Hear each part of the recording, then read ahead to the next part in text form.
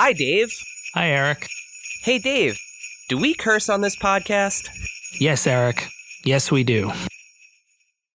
Hey guys, this is the $1,000 Broski, the Michael Jordan of wrestling figure collecting, Matt Cardona, and you're listening to the Major Wrestling...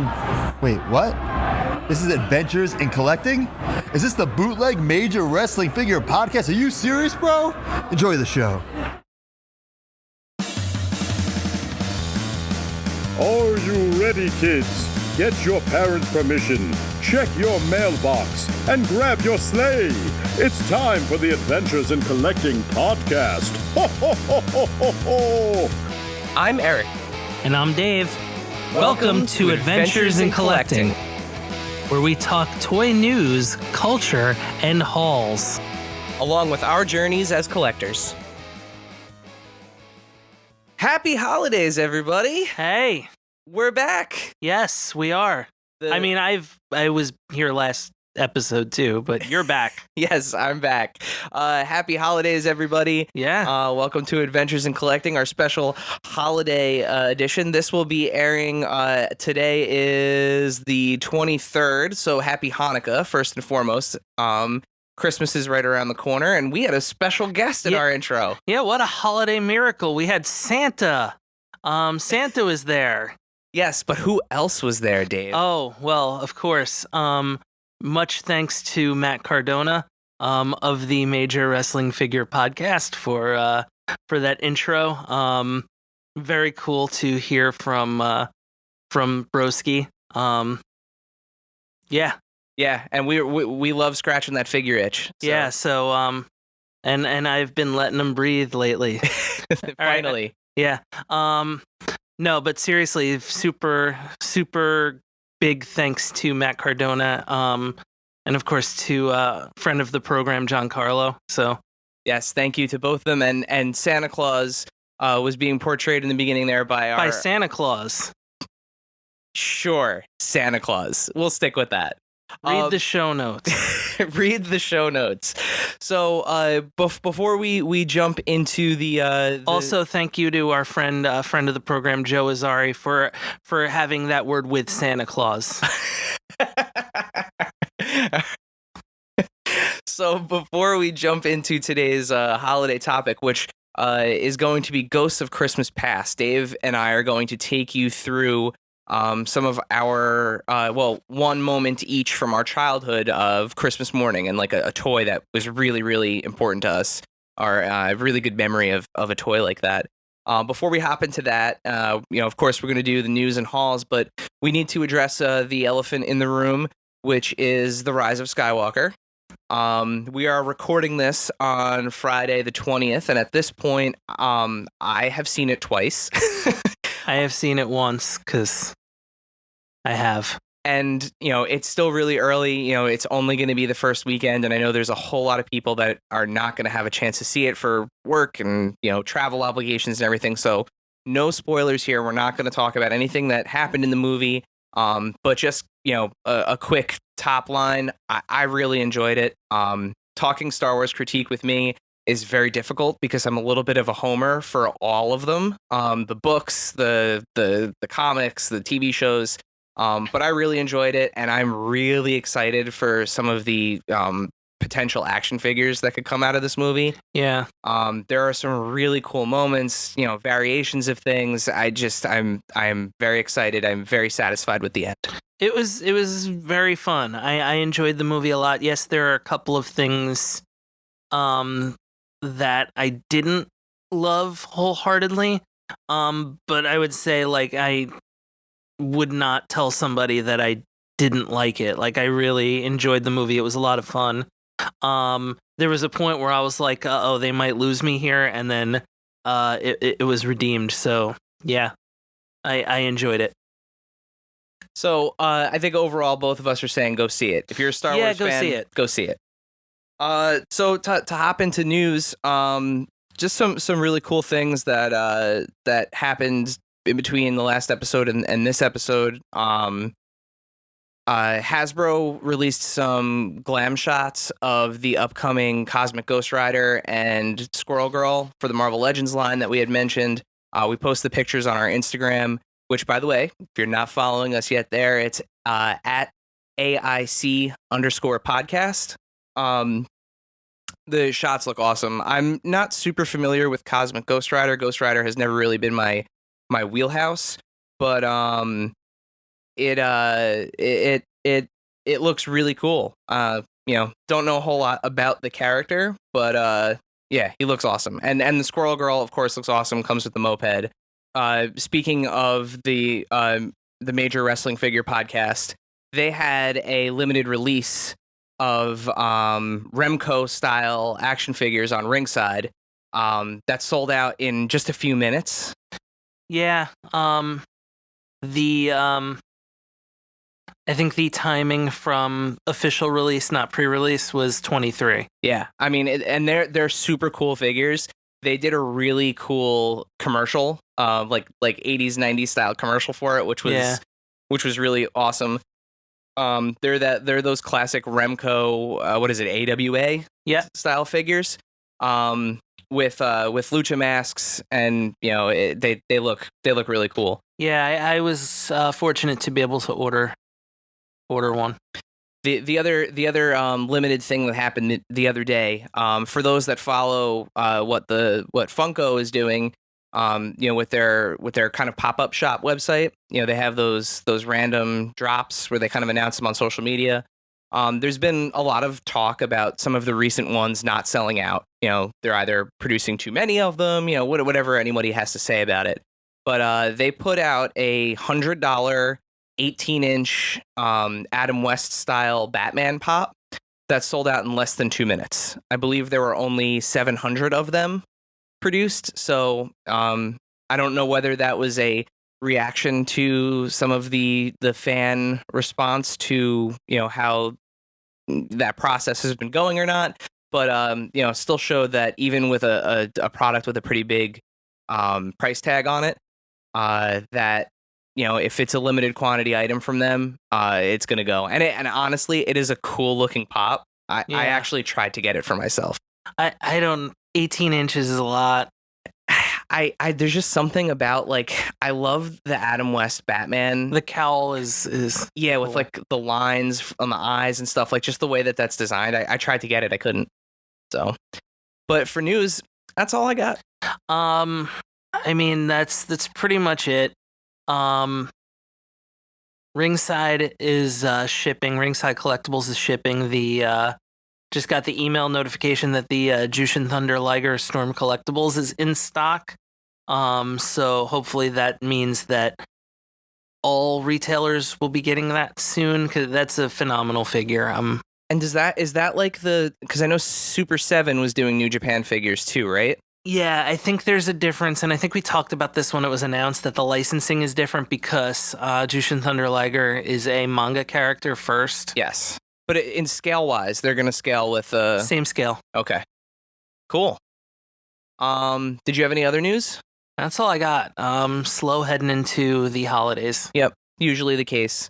Hauls-wise, I got a couple of the things that I ordered on Cyber Monday finally came in. I was able to get the Captain America and Peggy Carter 2-pack, which I was really excited about.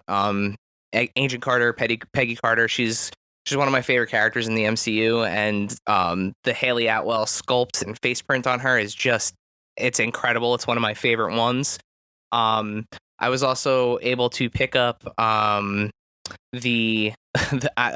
I did not think I was going to get. I actually should have gotten it today, but unfortunately the Walmart that I shipped to store was closed because the power went out. So I checked the FedEx tracking and it's sitting there. They haven't sent me the email to pick up yet, but they marked down the Jabba's Palace playset, the vintage collection one, to $25.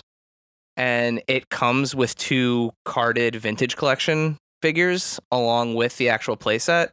And at $25, I could not pass that up because directly to the left of me here, one of my display cubes is permanently Return of the Jedi.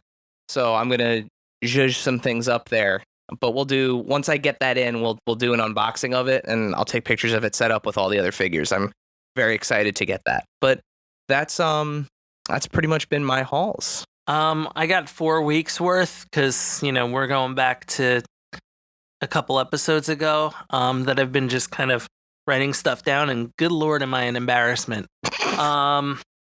Well, why don't you keep it tidy it up a little bit? Just kind of like lump some shit together.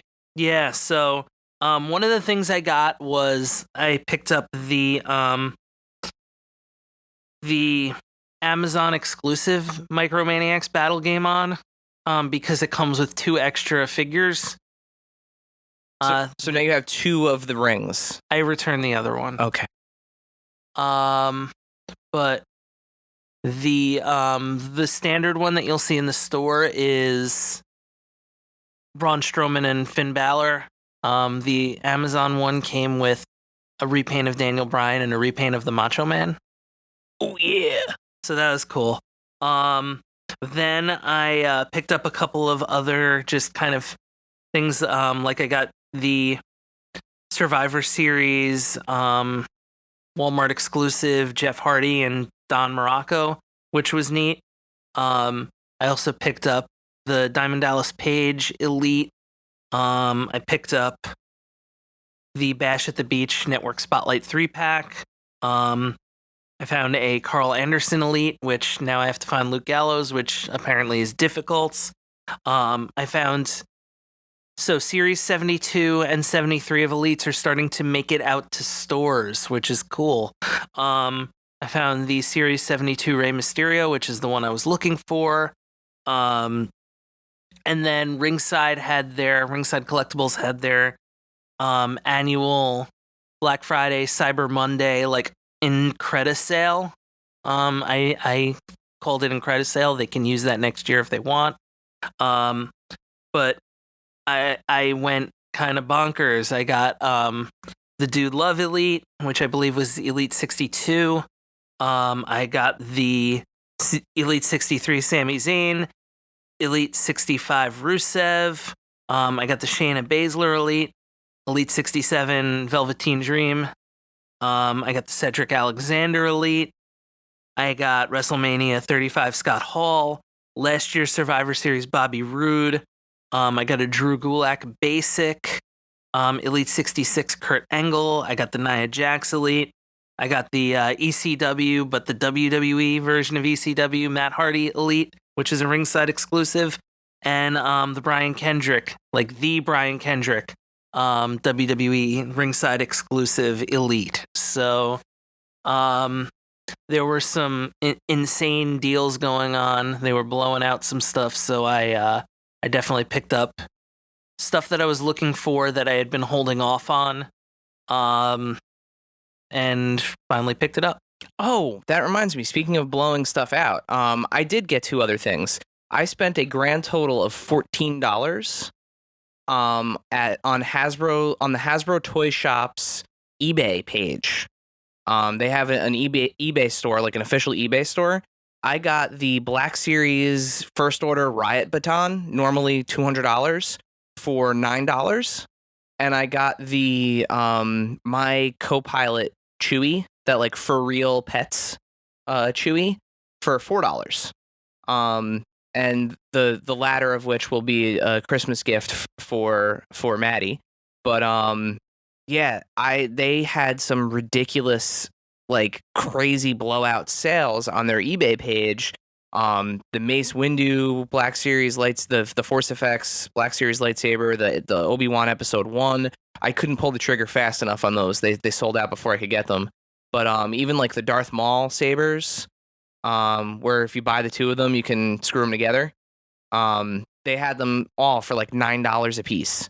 And they had, as far as I can tell, everybody that ordered them got them. Like nobody had their orders canceled or anything. It was, I don't know whether it was a mistake that they just flew with or whatever, but I've now been, pretty consistently going back and checking the Hasbro Toy Shop eBay page. I mean, from the sounds of that warehouse sale, it doesn't sound like it was on accident. And then that's the other thing. So that warehouse sale, so that was on, I want to say like a Thursday, Friday, the weird eBay blowout thing. And then the the following Tuesday, Wednesday in their warehouse in Pennsylvania, they had a 2-day sale. You had to go in person, no cash. You could only pay credit. And they had crazy discounts. I mean, they had like current run Black Series figures for like $5. They had some of the Black Series wearables, like the props, the Stormtrooper helmets, things like that, for like $10-20. It was crazy. Unfortunately, I didn't get to go. It was just far enough away from us where I couldn't sneak away after work. It would have been a 6-hour ordeal at least for me, and during the week that's just not doable.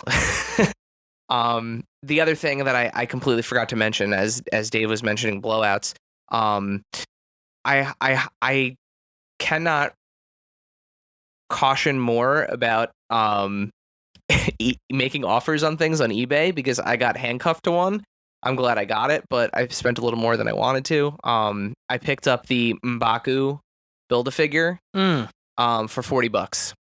So, it's fair. Not too bad. I don't want that whole wave, and I have the figures that I have from the wave already that I had bought at toy shows and things like that I had already gotten, far less than retail. Yeah, that was one I've been telling you need for a long time too. And he's really good. It's such a good, it should have been a standard series figure.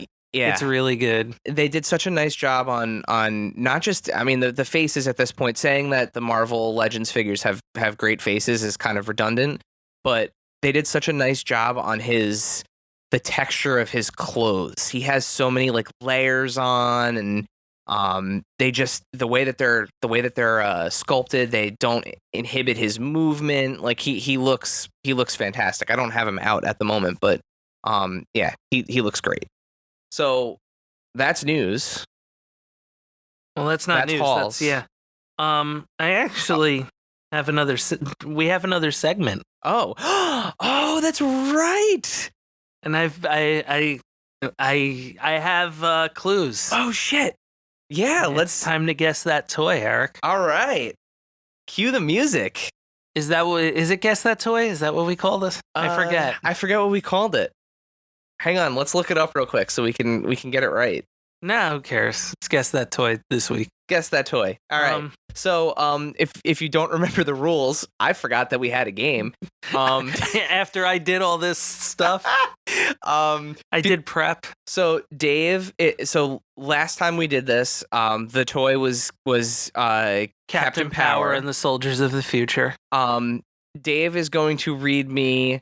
I have 8 clues. Okay, so Dave is going to read me clues, and I'm assuming you structured it the way that I did, so like the clues get more broader as they go on. Oh, mine are wait, you mean they get more narrow as they go on? Yes, they get more narrow. Yeah, because the first two couldn't be more broad. Okay, so they get narrower as it goes along.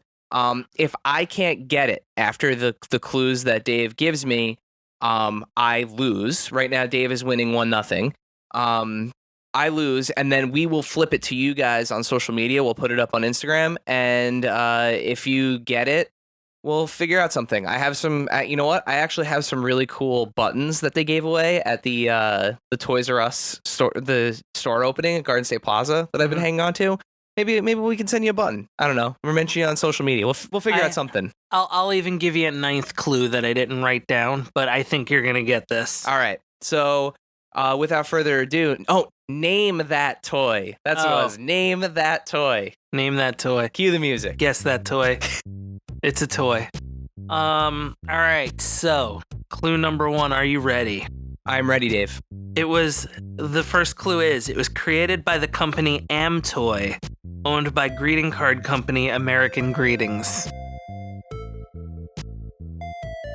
All I remember from American Greetings is when Mom used to work for them. Keep going. Clue number 2. It's currently in its 2nd revival, produced by Just Play Inc. Woof. Next. Had 2 straight-to-video cartoon releases at the height of its popularity.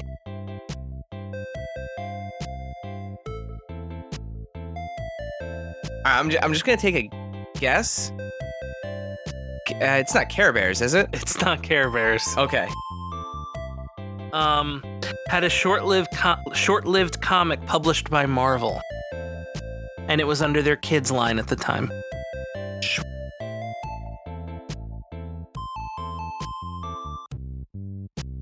Keep going.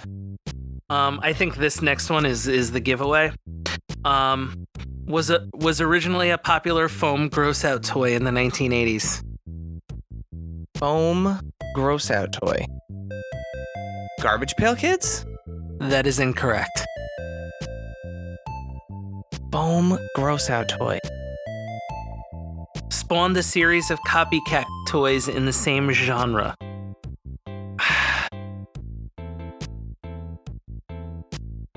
I don't know. Keep going. Really? Okay. I didn't think we'd get this far. Are these bad clues or are they good clues? I mean, they're good clues. You're stumping me. I can't All right. think of what it is. Oh, okay. Only survived its initial run for 2 series and had a larger sports-related super series. Are these those balls with the faces on them? Mad balls? Yes. All right. That one gave it away, the sports one, because I remember the big like football size. They had a ones. football Yep. one. Yep. And then the last clue was Kid Robot has made a series based on licensed horror characters, as well as reproductions of the original series. Yeah, and aren't they doing something with Mondo? Or they were at MondoCon or something? There's been a lot of, so those aren't quote unquote part of the revivals. Okay. But they're like licensed reproductions. Yeah, Mad Balls were fun. I remember those. And what I forgot about, because I had Mad Balls as what I was gonna do from when you told me I have to do one for this episode. Okay. I forgot Yuma and I talked about them. Oh. You know what? Your clues were so abstract that my brain didn't even go there. You had Clue number 9 was going to be this was discussed by Yuma and I on last week's episode. Briefly. You threw me into a direction that I was not thinking Mad Balls because I did not know the history of the American Greetings connection there. I actually had no idea. So that it completely sidetracked me, mindset wise. I had known the Kid Robot repros, but yeah. And then the horror themed ones. I almost was gonna get one as the prize for you, which would have been the prize for whoever answered it. In all honesty, but oh man, yeah. I should have gone back to Mom's house and dug up the Captain Power figures. That could have been your prize. Here are your own toys. Here are your toys. I went downstairs and found them. All right, so we're tied. 1-1. 1-1. All right. Yeah, it was. Yeah, you almost. I was surprised we went that far. I thought the popular gross out toy was going to get you there. Well, that's why I was thinking American Greetings. I remember there was Garbage Pail was Kids. Tops. Yeah, but that was Tops. Yeah, and they were just cards, or eventually maybe figures. I thought they had toys. I know some of their toys were more recent. Okay. Yeah. Well, tied 1-1. Yeah, that was a good one. All right, well done, Dave. I'm proud of myself I am proud of you. Thank you. So speaking of nostalgia and toys that we had when we were kids, it's a perfect segue into our holiday topic. So welcome to the Ghosts of Christmas Past. Yes. So I actually struggled with this a little bit. I have a couple of things. As it was my idea, I did not. I had a couple of things going against me. One, first and foremost,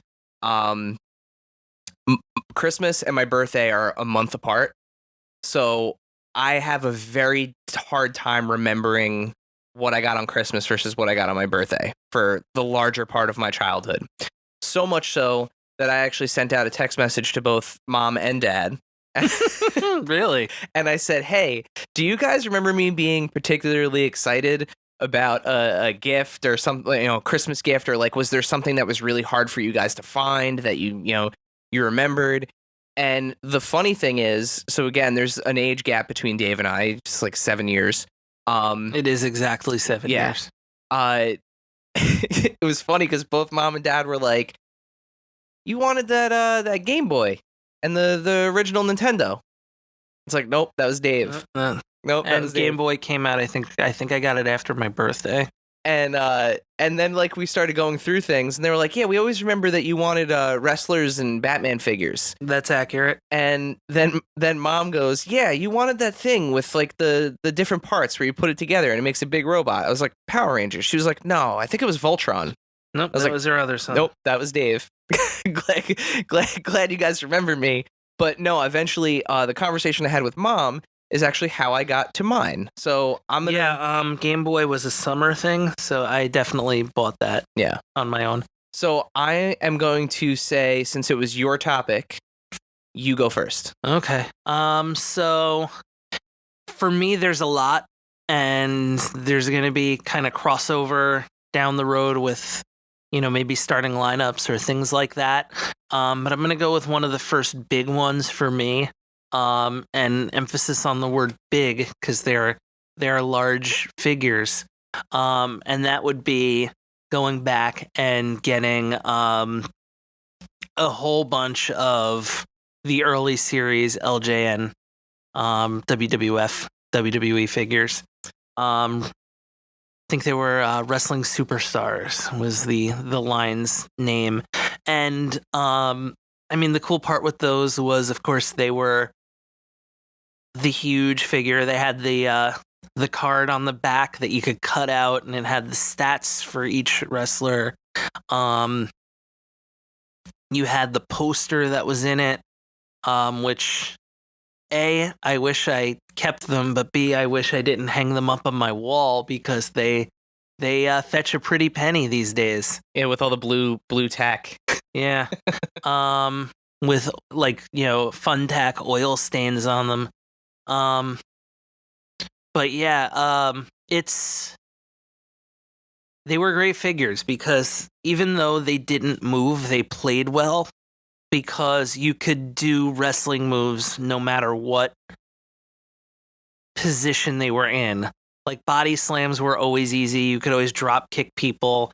Like you could have a reasonable facsimile thereof of any wrestling match with those figures. Yeah, and they talked about that too. We mentioned it a little bit on the Toys That Made Us episode, but they that was a conscious decision when they were designing them to place them in poses that could stand, but also were wrestling conducive. Yeah. And there were managers, like I remember as a kid just flipping out over managers I got. Like I got Bobby Heenan, I got Jimmy Hart. I remember the Jimmy Hart one. Yeah. And like they were bad guys, so they weren't like characters I inherently loved, but I was just excited because I could play I think the syndicated show was Championship Wrestling that was on Channel 9.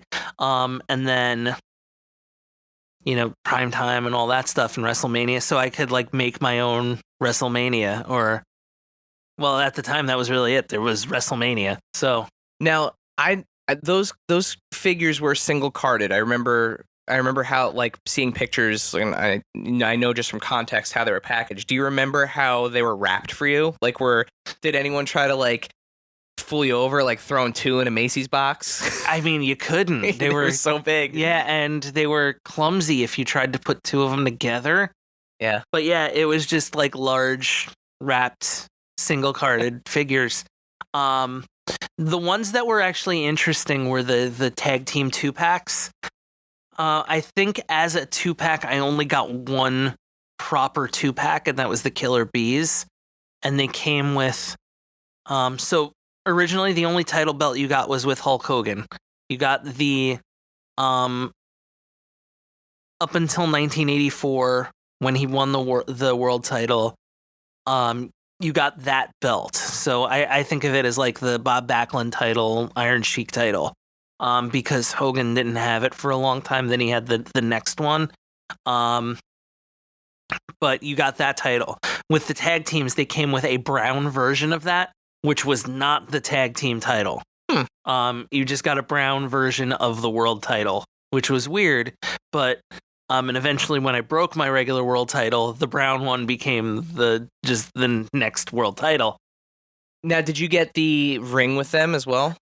I know I got the ring. It probably was a Christmas gift as well. 'Cause that thing was huge. The thing was big, and it wound up becoming the initial Jack's rings, which was weird because they did not scale. And They looked like kids in there. yeah, it was.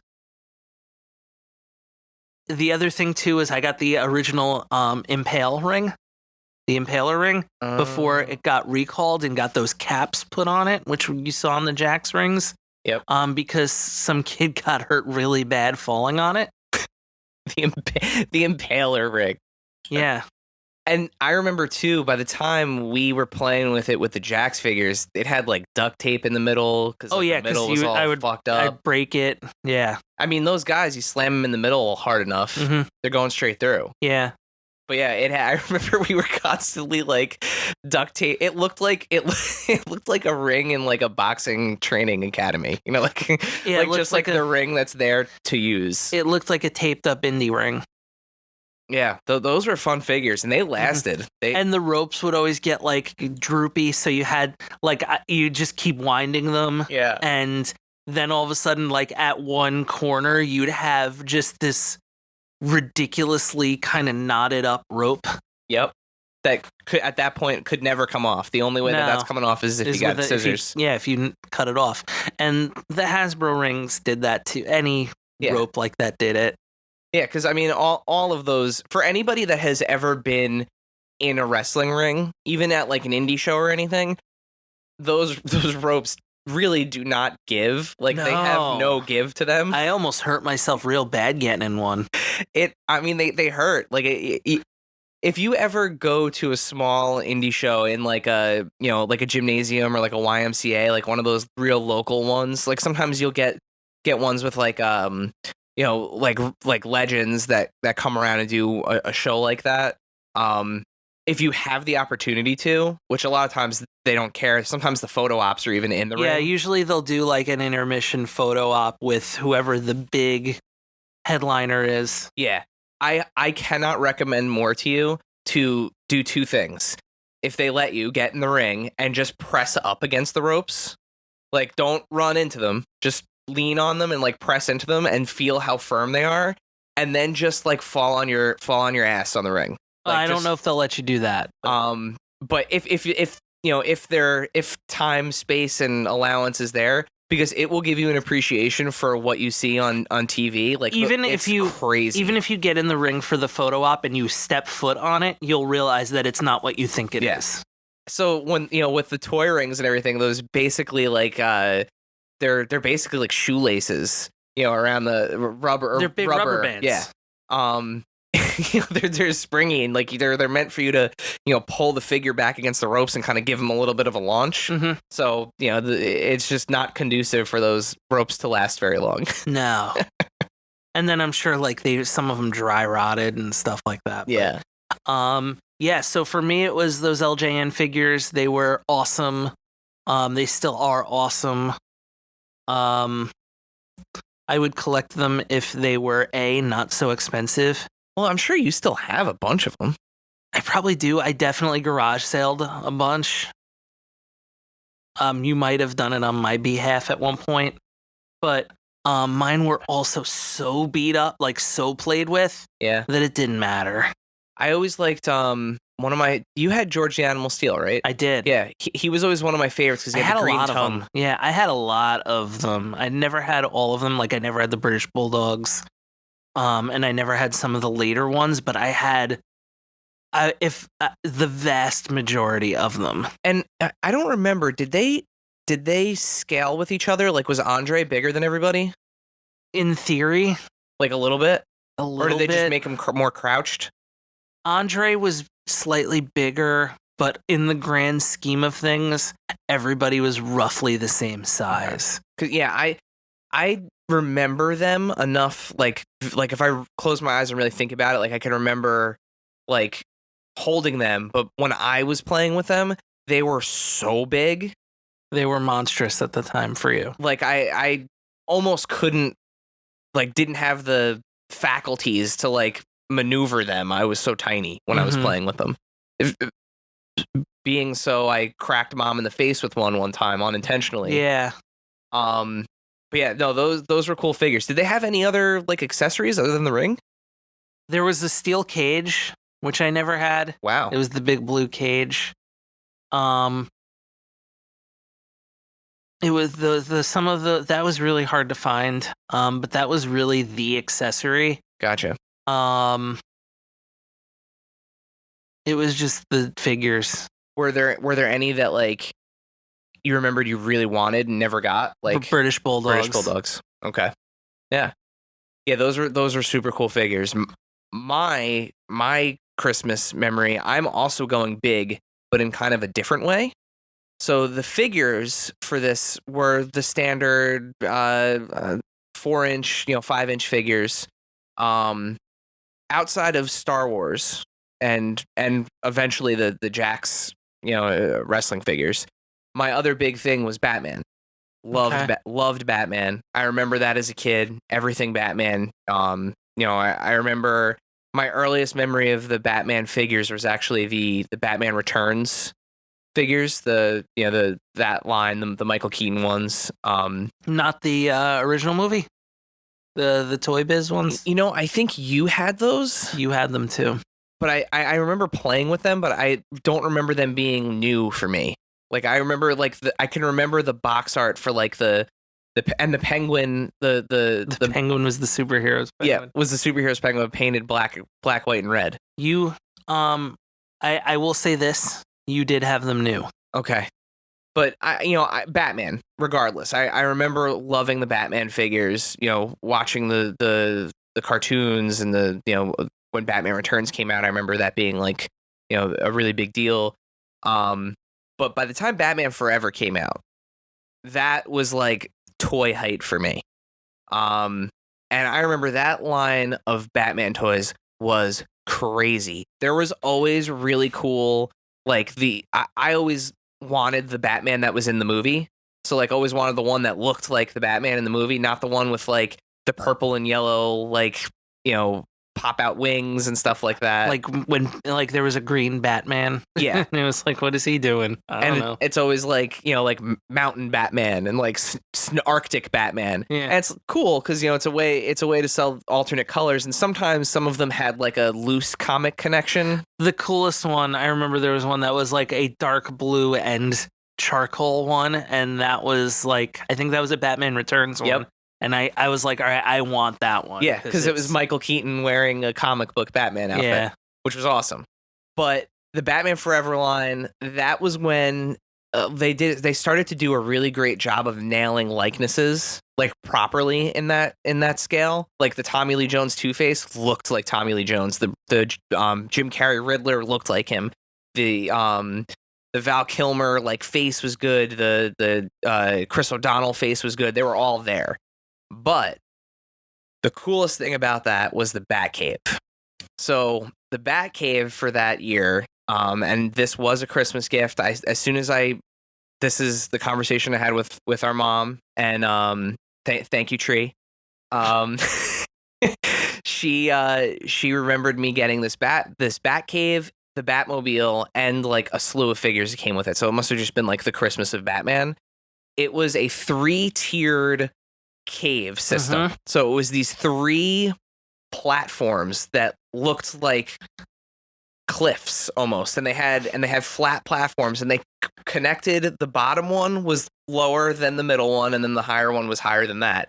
But they connected with a zip line, so you could go all the way from the top of the top one to the bottom. Yep. And the bottom one had the rotating pedestal on it to put the Batmobile on it. And that Batmobile in that Batman Forever movie, though, now you look at it, it looks kind of silly, but like at the time, that was the coolest Batmobile. That the toy for that Batmobile was really fun. And when you rolled it, it had the little sparker in it, so like the little engine made color. It was just that the light. Mm-hmm. It had an elevator that what you could do is you could put Bruce Wayne in the bottom of the elevator, and when you pulled it up and twisted it, you could have Batman in the top of the elevator. So you could put Bruce Wayne in the bottom, pull up the elevator, and as you twisted it to pull it up, it revealed that Batman was in there. So like he could change while he was, going into the Batcave. There was this whole it had these 3 pegs, and we'll post pictures of all the stuff that we're talking about, but it had these pegs, and it was the whole like wall of computer systems that he had. It was just it was the Batcave, and it was massive. I mean, it took up so much space. But the thing that was really cool about it too was the platforms all opened, so there was storage. So you could keep all of the Batman figures in the cave, like in the cave part. You could, but that's not what the storage was for. The only reason I know this is because I put it together. Oh, okay. Yeah. It was storage for itself. Oh. So it was like collapsible? Like what do you call those? Russian dolls? Yeah, it was like, think of it like paint buckets. Yeah. You put the big one, the medium one in the big one, and then the small one in the medium one. And that's how you stored it. Ah, yeah, we never got that far with it. Once that thing kind of went up, it stayed up. Yeah. And I would just kind of drag it around, like disconnect the 2 pieces for the zip line and just move it to a new location. Yeah, that was a cool Batcave. I remember also putting together your Batman Returns Batcave, or maybe it was the Batman and Robin Batcave where it was just the 2-sided.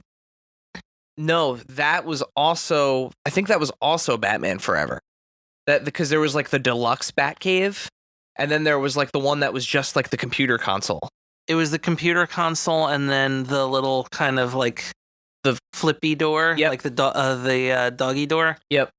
Or no, that might have been Batman and Robin. Maybe. No, I didn't have a lot of toys from Batman and Robin. Then it was Batman Returns and Batman Forever, but you had... I know I had 2 different Batcaves. Yeah. Yeah. But they were definitely different movies. Yeah, because the Batman, I remember, I don't think the Michael Keaton came with the one Batcave, but I remember it was a really cool toy because it was Michael Keaton as Bruce Wayne, and he had this like striped t-shirt on, but his head would push in. Like you could push in his head and clip the cowl onto the top of it. Yes, because he came with the costume that you could clip onto him, the suit. Yep. And you'd clip on the gauntlets and the boots and the cape, but the head, instead of like fitting over his face, pushed his head in almost like one of those like I guess like a Power Rangers, but like his head actually would go inside of his chest, so that way the Batman head could clip on with the cape on it. Yeah. That was a cool figure. But yeah, that Batcave was phenomenal, and I got mileage out of that thing because they never made another Batcave that was as cool as that, and it became the Batcave for the Batman the Animated Series figures. It became the Batcave for all of the fun crossover play that I used to have, where Spider-Man would come and help in Gotham City. I remember one time I had Venom and Carnage take over the Batcave. It's just the way that it was. Everything was in the same scale, you know, so it was great playing with those figures together. But I as soon as Mom said that, I actually could remember opening that box and flipping the fuck out, because that also had like, I just remember going into stores and seeing it, and was one of those toys that seemed like it was too much, it was too big, it was too expensive, it was never going to happen. Yeah. And on Christmas morning, boom. It was there, and the Batmobile with it. It was awesome. Yeah, it was probably like a solid $100 toy back in the day. Like that would have cost like a Nintendo. Easy. I mean, there were so many moving. There weren't any electronics with it, but there were so many moving parts that it was a killer toy. And like I said, that was one I remember when I sold that at a garage sale. Oh. So I originally had it just kind of sitting in a like one of those Tupperware bins, when I was in college. Not sitting in itself. Not stored the way that it was intended. And nobody knew what it was. So the garage sale kept going and going and going. And finally I was like, you know what? I'm just going to put this thing together so people could see what it is. Literally the moment that I put it together, a guy walked by and bought two things from me. He bought the Batcave and he bought the entire bin of Jack's figures that I had out. Yeah. Josh Kondick, I don't know what you're up to these days, but hope you're still enjoying the wrestlers in the Batcave. But yeah, so I mean, I think this is a fun way to go about looking through the history of us and stuff on Christmas. It would be awesome. I know they exist in some capacity. I know Dad loved filming Christmas mornings. Those VHSs have to be somewhere. I'm good with them staying wherever they are. Well, if I find one that has me in it and it doesn't prominently feature Dave, I'll be in it regardless. So we'll pre-screen it. We'll see if we can find anything that's worth sharing. That's not gonna that we don't mind having on the internet. But I don't even know where those tapes are, to be perfectly honest. I was gonna say you probably had them last, so. But in terms of Christmas stuff, we would love to hear from you guys, from our listeners. What's your share your favorite Christmas memory with us. If it's on we'll leave a post up on our Instagram, and stop by and share your favorite holiday memory, your favorite toy. Maybe it was a gift that you got for somebody. Maybe you got a super hard to find toy for a loved one, and you made their Christmas with it. We'd love to hear your stories, as usual. Yeah. But with that, this is our last episode for 2019. Wow, it's the last one of the decade.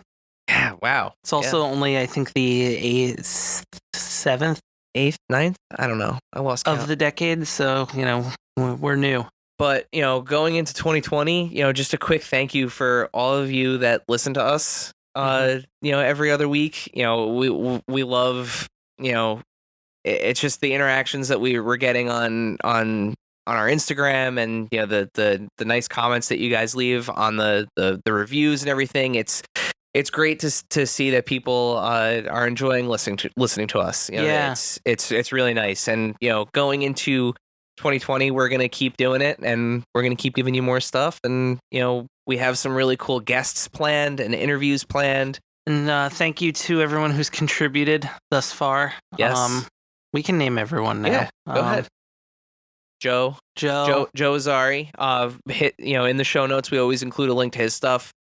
His voice work is incredible. He's also an incredible artist. Check out his Instagram page. And check out all the cool stuff that he's up to.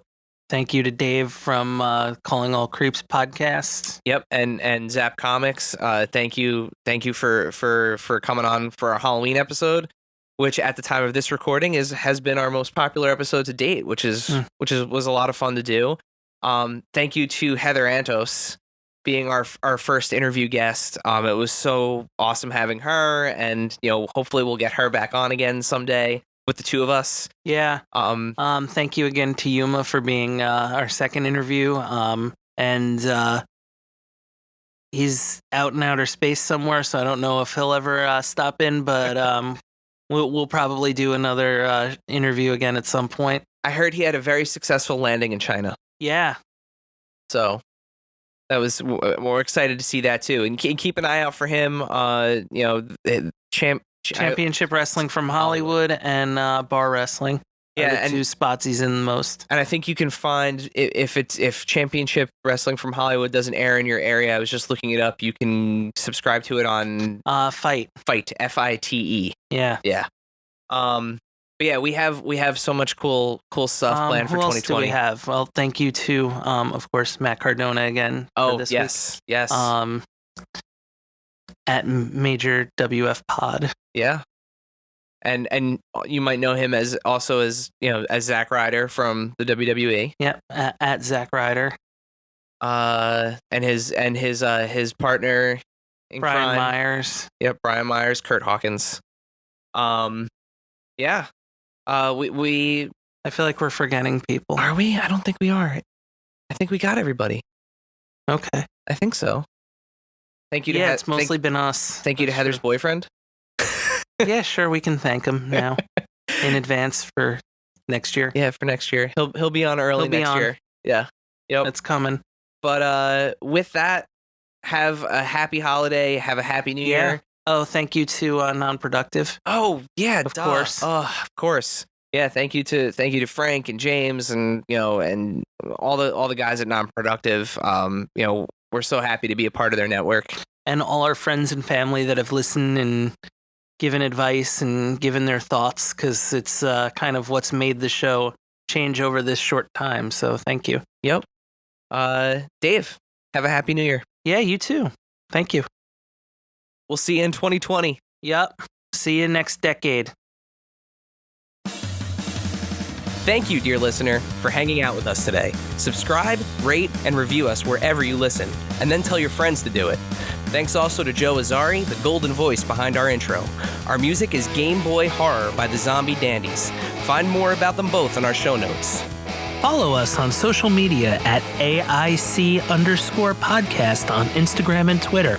Stop by and say hi, show us your toy hauls, and share your toy stories. Maybe we'll talk about it in a future episode. Don't try this at home. Void where prohibited and some assembly required. Each sold separately, not a flying toy. Consult a physician if your toy run exceeds more than 4 hours. This has been a Non-Productive media presentation. Executive producer, Frank Hablawi. This program and many others like it on the Non-Productive Network is distributed under a Creative Commons Attribution Non-Commercial No Derivatives license. Please share it, but ask before trying to change it or sell it. For more information, visit non-productive.com.